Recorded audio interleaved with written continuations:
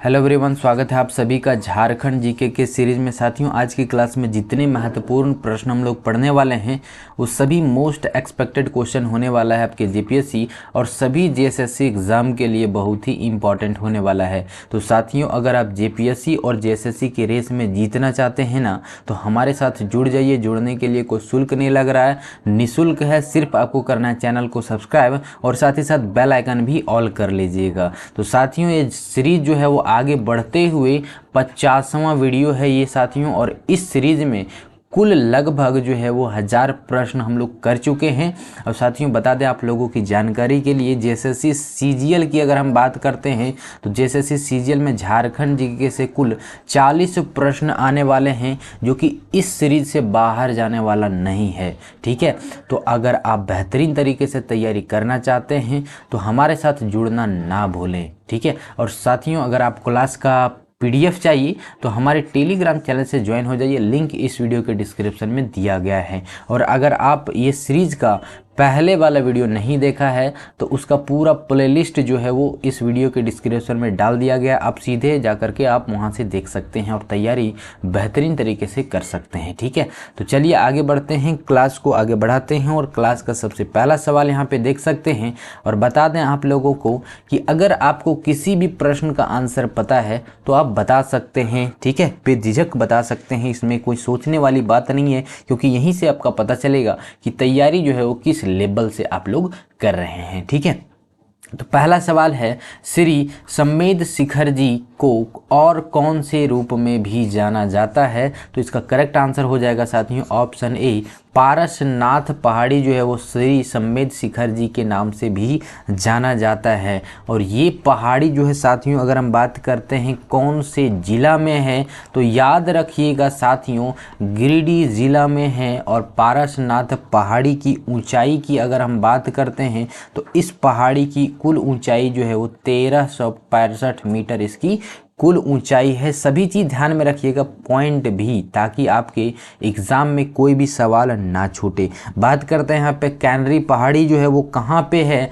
तो जिला जो है साथियों ये हजारीबाग में है। कहाँ पे है, तो हजारीबाग जिला में है। और इसकी कुल ऊंचाई की अगर हम बात करते हैं तो कुल ऊंचाई इसका 30 फीट की ऊंचाई है। बात करते हैं यहाँ पे टाइगर पहाड़ी जो है साथियों, ये पहाड़ी कहाँ पे है, तो ध्यान रख लीजिएगा, रांची जिला में है। और इसकी कुल ऊंचाई की अगर हम बात करते हैं साथियों तो इसकी कुल ऊंचाई जो है वो 300 फीट की कुल ऊंचाई है। ठीक है, आगे हम यहाँ पे बात करते हैं त्रिकुट पहाड़ी। साथियों, ये देवघर जिला में है। कहाँ पे है, तो देवघर जिला में है। और इसकी कुल ऊंचाई ध्यान में रख लीजिएगा, क्योंकि ये सवाल पूछा जा चुका है।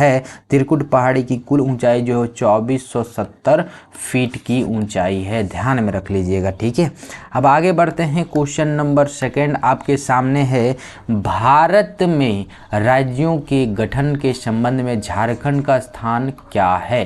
तो झारखंड का गठन जब हुआ था तो वो जो हुआ था वो 28वां राज्य के रूप में गठन किया गया था। ऑप्शन बी इसका करेक्ट आंसर हो जाएगा। ठीक है, आगे बढ़ते हैं। क्वेश्चन नंबर थर्ड है, झारखंड की प्रसिद्ध छठ पूजा किस देवता की आराधना करने के लिए की जाती है? तो इसका करेक्ट आंसर हो जाएगा साथियों ऑप्शन ए, सूर्य जो है सूर्य देवता के लिए जो है वो झारखंड का एक प्रसिद्ध पर्व है जिसे हम लोग छठ पूजा कहते हैं। तो ये सूर्य देवता की आराधना करने के लिए पूजा की जाती है, ध्यान में रखिएगा। ठीक है, देवघर स्थित प्रसिद्ध शिव मंदिर का निर्माण किस शासक द्वारा करवाया गया था? इसका करेक्ट आंसर हो जाएगा साथियों ऑप्शन बी, पूरनमल के द्वारा करवाया गया था, जो कि बैद्यनाथ ज्योतिर्लिंग, जिसे हम लोग बाबा बैजनाथ धाम के रूप में भी जानते हैं, जो कि ये कहाँ पे है, तो साथियों ये देवघर में है। और साथियों, बाबा बैजनाथ धाम जो कि शिव का सबसे पवित्र निवास स्थान है और इसे शासक पूरनमल के द्वारा बनवाया गया था। तो ध्यान में रख लीजिएगा, पूरनमल जो ये कौन सी राजवंश से बिलोंग करते हैं, तो ध्यान में रख लीजिएगा कछवाहा राजवंश से जो है बिलोंग करते थे। और इनका शासन काल की अगर हम बात करते हैं साथियों, शासन काल इनका कब से कब था 1527 से लेकर के 1534 तक इनका शासनकाल था। आगे वहीं हम बात करते हैं अगर फनी मुकुट राय की, तो इनका शासनकाल कब से कब तक था। ठीक है, शासनकाल इनका था 94 से लेकर के 162 सीई यानी कि कॉमन एरा था। और फनी मुकुट राय का नाम आप लोगों ने हमेशा सुना होगा, क्योंकि फनी मुकुट राय ने ही नागवंश की स्थापना जो किया था वो फनी मुकुट राय के द्वारा ही किया गया था, ध्यान में रख लीजिएगा। आगे वहीं बात करते हैं शिव बालक, इसका नाम जो है साथियों शिव बालक मिश्रा पूरा नाम है। और ये जो है साथियों इन्होंने जो है वो बहुकोशिकीय जीवन की खोज के ये पुराने उदाहरण दिए थे। किसका, तो ध्यान रख लीजिएगा साथियों, बहुकोशिकीय, ठीक है, बहुकोशिकीय जीवन का उदाहरण देने वाला प्रथम व्यक्ति जो थे वो शिव बालक मिश्रा थे। ठीक है, ध्यान में रख लीजिएगा। वहीं अगर हम बात करते हैं ये किन किन रूपों में जाने जाते हैं, तो सामाजिक कार्य लेखक के रूप में भी जानते हैं इसे। ठीक है, सामाजिक, यहाँ पे ध्यान में रख लीजिएगा, सामाजिक और लेखक, सामाजिक कार्य और लेखक के रूप में भी इन्हें जाना जाता है। और इन्हें जो है वो कुछ कुछ पुरस्कारों से भी सम्मानित किया जा चुका है। ठीक है, कुछ कुछ पुरस्कार भी दिया गया है। तो पहला पुरस्कार जो इन्हें सम्मानित किया गया था, पहला पुरस्कार जो दिया गया था वो 2011 में दिया गया था। क्या पुरस्कार दिया गया था भाई, वो भी हम जान लेते हैं। तो ध्यान रख लीजिएगा, एपीजे इंडिया वॉलंटियर अवार्ड के रूप में इसे सम्मानित किया गया था, जो कि लैंगिक संवेदनशील पर लिखने के लिए, जो कि एक लाडली मीडिया अवार्ड, क्या लिखा गया था इनके द्वारा, तो एक लाडली इंडिया अवार्ड, लाडली इंडिया अवार्ड इन्हें प्राप्त किया गया था 2011 में। ठीक है, और वहीं अगर हम बात करते हैं इनके द्वारा लिखी कुछ पुस्तकों के नाम, तो ध्यान रख लीजिएगा, पहला जो पुस्तक इनके द्वारा लिखा गया था सपनों का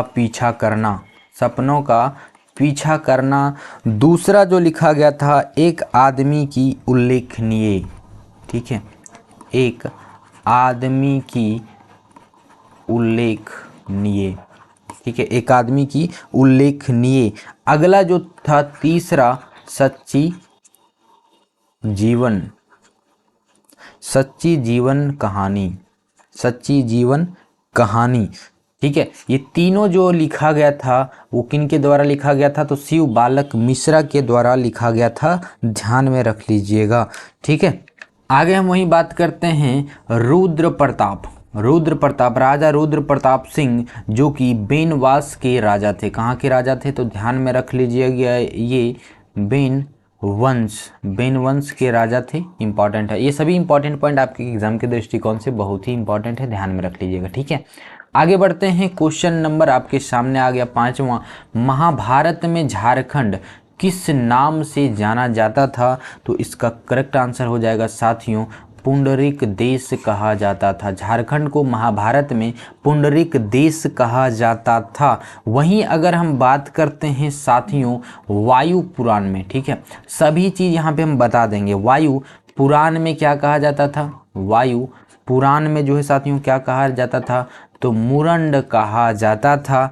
और ईस्ट इंडिया कंपनी के शासन के समय जो है वो झारखंड को छोटा नागपुर कहा जाता था। ईस्ट इंडिया कंपनी के समय जो है वो झारखंड को क्या कहा जाता था, तो छोटा नागपुर कहा जाता था। ये भी ध्यान में रख लीजिएगा। ठीक है, छोटा नागपुर, ये इंपॉर्टेंट है, ये इसलिए अलग पे यहाँ पे लिख देते हैं। ठीक है, आगे और भी यहाँ पे हम बात करते हैं। दूसरा जो है वो मुगल काल की अगर हम बात करते हैं, ठीक है, मुगल काल में झारखंड को क्या कहा गया है, तो खुखरा कहा गया है। वहीं अगर हम बात करते हैं विष्णु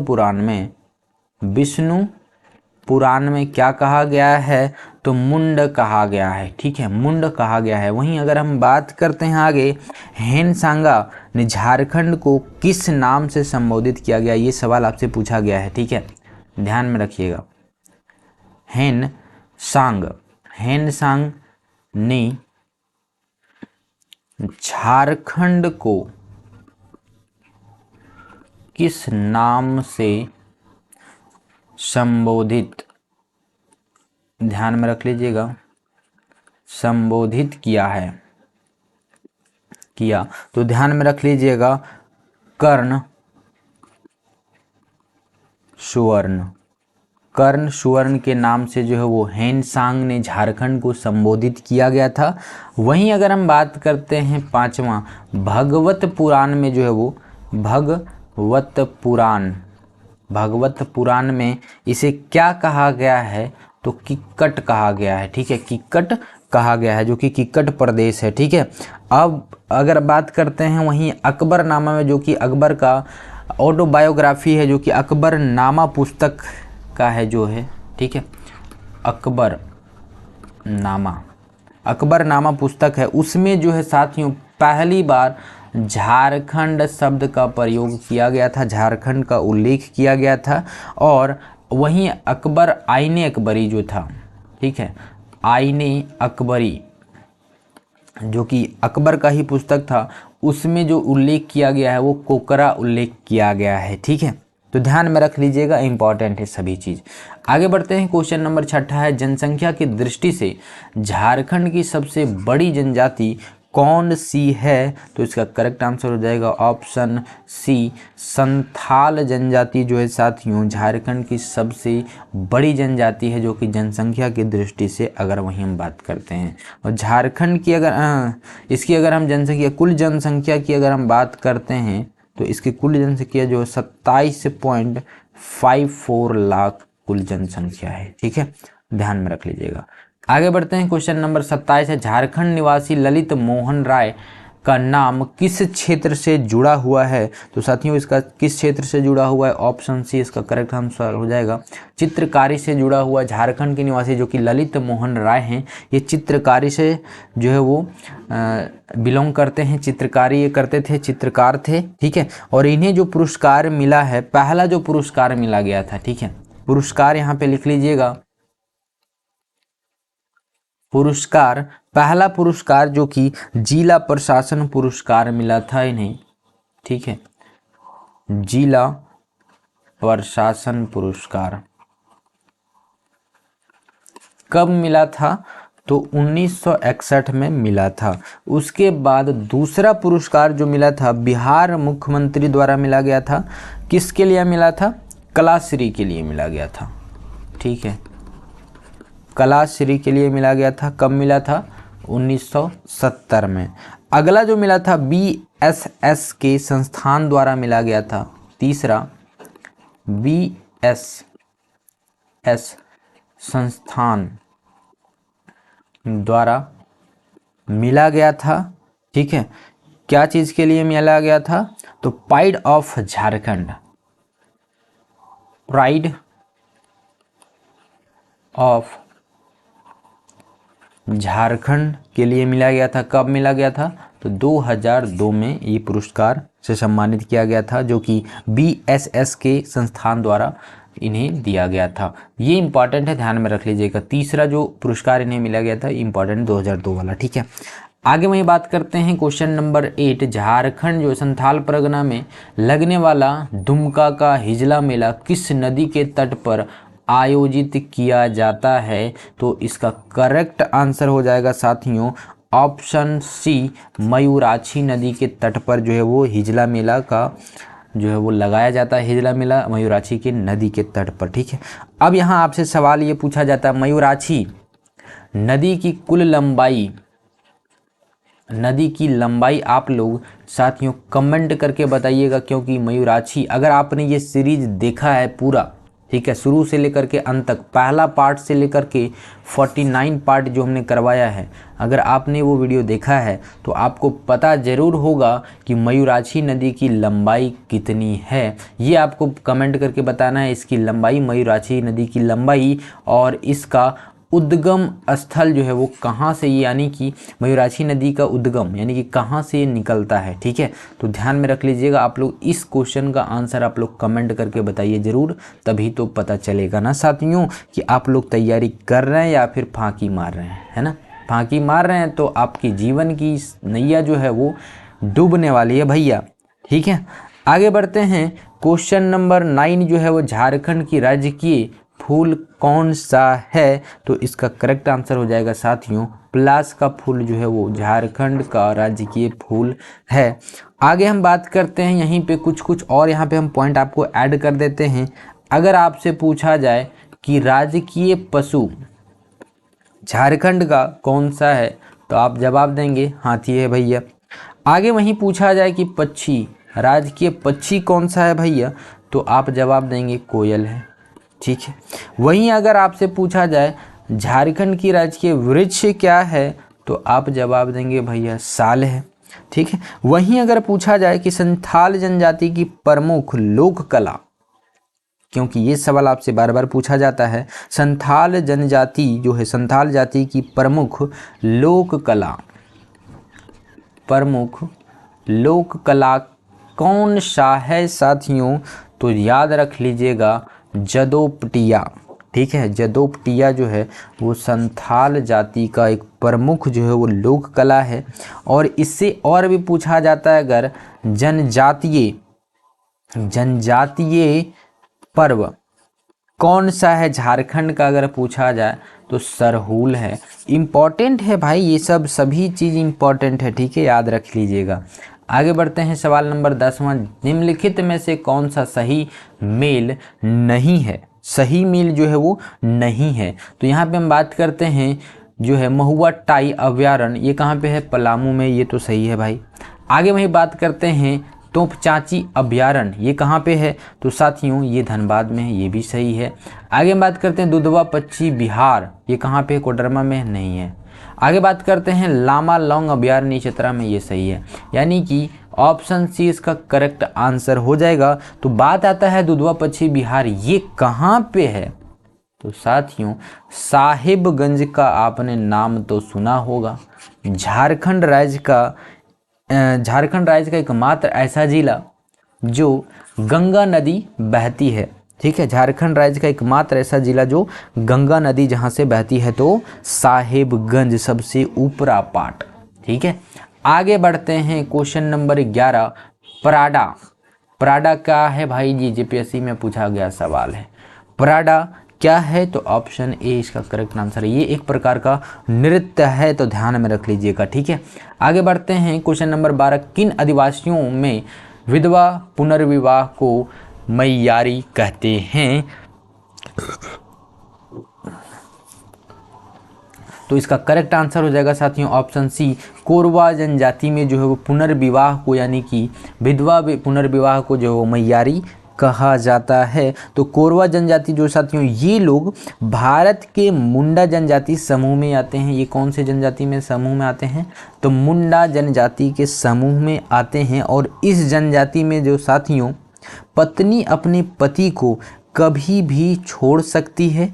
तलाक का कोई परंपरा या फिर विशेष रूप से कोई तरीका इसमें से इस जनजाति में नहीं माना जाता है। और तलाक हो या फिर कुछ भी हो, ठीक है, तो विधवा हो या फिर तलाकशुदा हो, तो इसका पुनर्विवाह जो होता है, कोरवा जनजाति की हम बात करते हैं, तो उसे मैयारी कहा जाता है। तो ध्यान रखिएगा। ठीक है, आगे बढ़ते हैं। क्वेश्चन नंबर 13 है, किन आदिवासियों का निवास स्थान टंडा के नाम से जाना जाता है, तो साथियों इंपॉर्टेंट है। टंडा जो कहा जाता है, निवास स्थान जो है टंडा, ये बिरहोर जनजाति को कहा जाता है साथियों। ये बिरहोर आदिवासी जनजाति जो कि निवास स्थान को जो वो टंडा कहा जाता है। टंडा ये लोग कहते हैं या फिर ये लोग बैंड भी कहा जाता है। टंडा कहें या फिर बैंड भी कहा जाता है। वहीं अगर हम बात करते हैं बिरहोर जो है वो मुंडा भाषी आदिवासी का अर्धखाना बदोश, यानी कि अगर हम वही बात करते हैं बिरहोर की, ठीक है, तो ये जो है साथियों मुंडा भाषी में आती हैं। मुंडा भाषी में आते हैं, जो कि मुंडाई भाषा बोला जाता है इनके द्वारा, जो कि ये खाना बदोश आदिवासी समुदाय से ये बिलोंग करते हैं। खाना बदोश कहने का मतलब है जिसका कोई ठौर या ठिकाना नहीं होता है, या फिर ये लोग जो है वो खाने की तलाश में एक जगह से दूसरी जगह घूमते रहते हैं।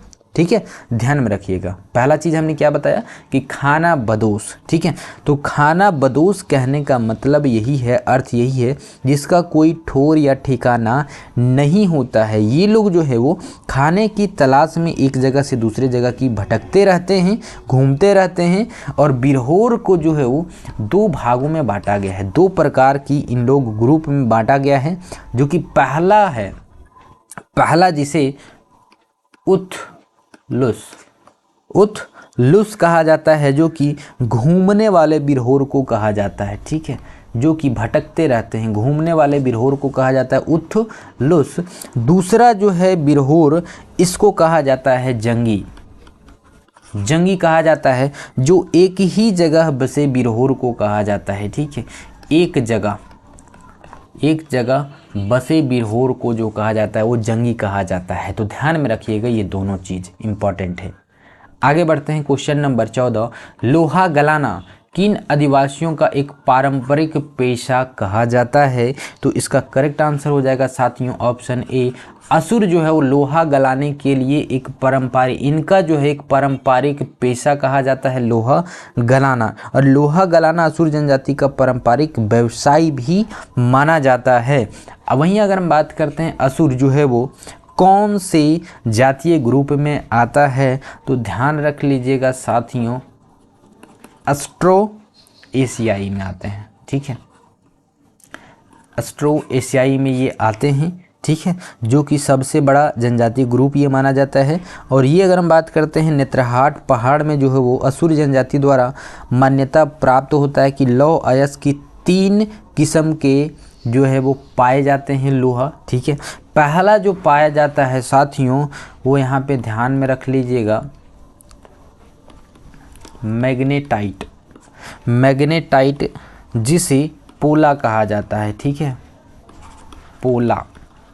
जिसे पोला कहा जाता है। दूसरा प्रकार का जो पाया जाता है साथियों हेमेटाइट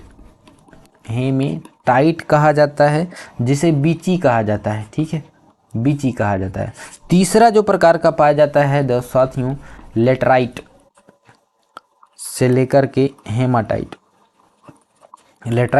के हेमाटाइट, जिसे इन लोग गोटा कहा जाता है इन लोगों की द्वारा। तो इम्पॉर्टेंट है सभी चीज़। ठीक है, क्योंकि ये सवाल पूछा जाता है कि हेमेटाइट जो है वो असुर जनजाति के द्वारा क्या कहा जाता है, तो सवाल आपका ये भी पूछा गया है, तो बीची कहा जाता है। इम्पॉर्टेंट है। ठीक है, आगे बढ़ते हैं, सवाल नंबर 15 है बंगम मांझी किस आंदोलन के नेता थे? तो इसका करेक्ट आंसर जो हो जाएगा साथियों सफा होड़ आंदोलन, ऑप्शन सी इसका करेक्ट आंसर हो जाएगा।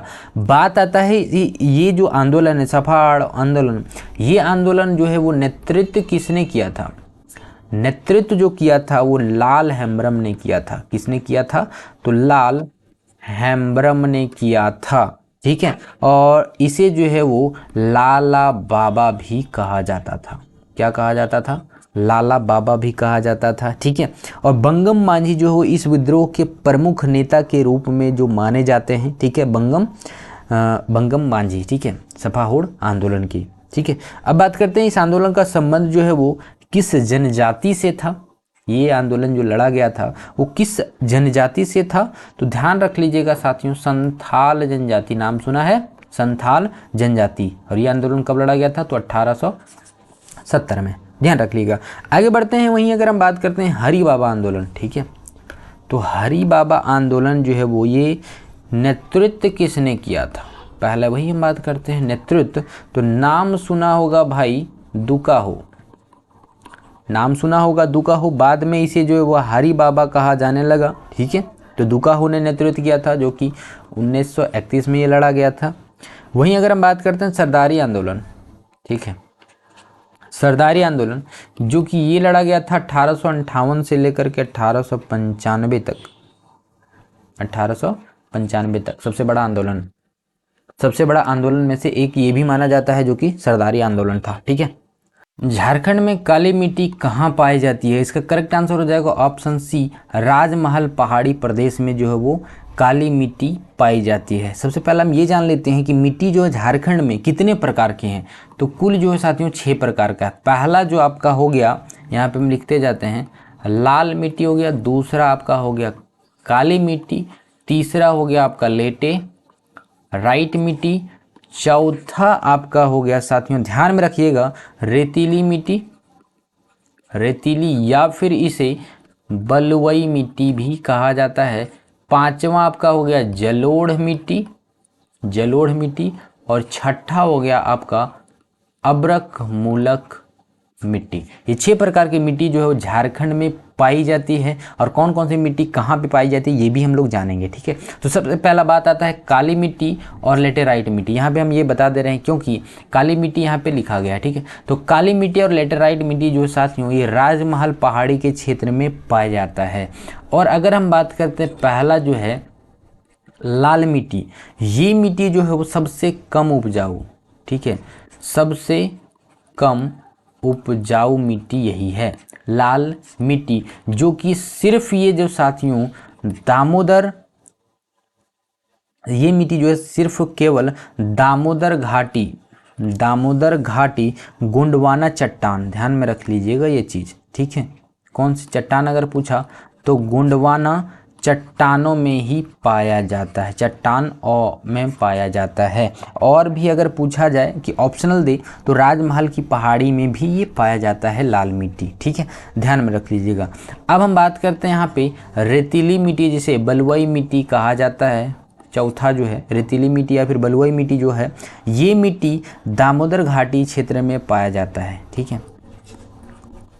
रेतीली जो मिट्टी है ये दामोदर घाटी, दामोदर घाटी में पाया जाता है, ठीक है।